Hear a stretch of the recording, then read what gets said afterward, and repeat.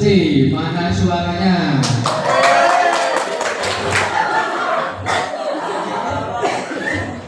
Langsung mulai Pak. Kisah Abu Nawas mencari neraka di siang hari.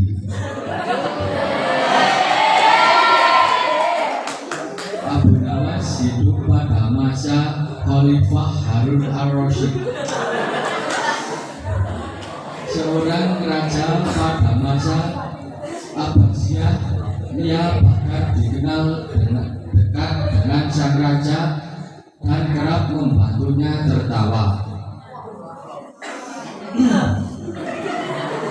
Kala itu sejumlah penduduk berkumpul di depan istana Khalifah Harun al-Rasyid. Sebagian berteriak dan meminta agar Abu Nawas ditangkap.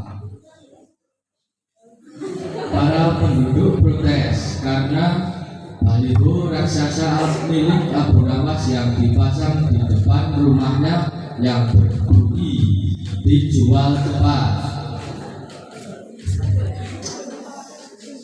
Matahari Baghdad, siapa cepat dapat bonus anak unta.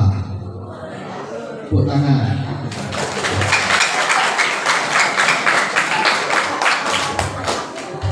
Penduduk lainnya merasa panik dan kusak-kusuk di depan istana.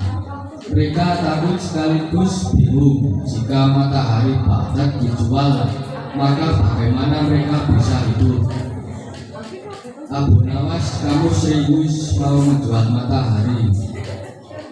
Benar Baginda, supaya kita bisa ikut cara mereka menggunakan otak. Maksudnya begini Baginda, apakah Baginda senang di Baghdad terbangun hebat di zaman Baginda? Baginda bangga bisa menjadi teladan buat rakyat bahwa selama menjadi khalifah Baginda tidak korupsi.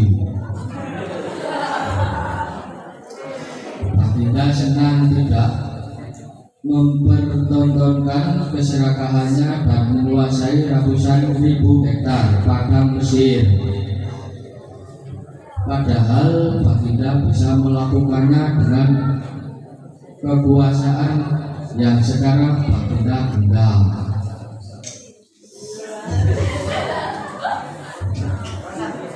Jika Baginda turun dan tanya masa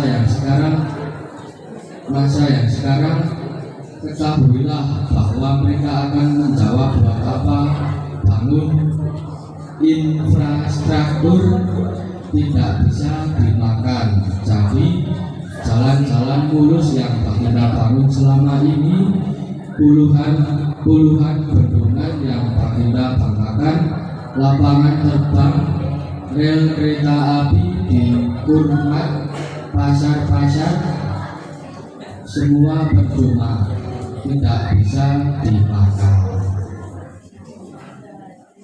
Baginda bangga tidak korupsi. Anak Baginda jual pisang goreng. Itu malah membuat mereka marah dan cemburu. Buat mereka Baginda mestinya korupsi agar mereka tak repot-repot lagi bikin isu tak masuk akal. Misalnya Baginda keturunan Mongolia.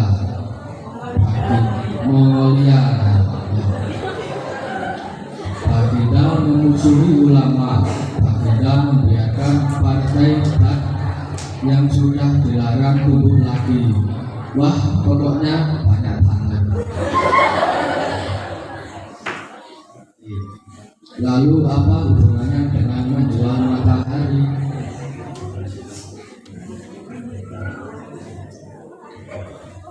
Abu Nawas kemudian menjelaskan apa yang dianggap Khalifah Harun sebagai prestasi nasional justru dianggap pemborosan dan membebani negara karena mereka terbiasa melihat prestasi yang ada di ruang gelap.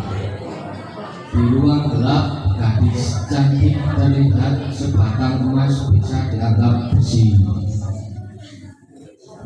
Tapi kalaupun mata mereka tidak melihat di ruang gelap, bukanlah telinga mereka mendengar, hati mereka terbuka.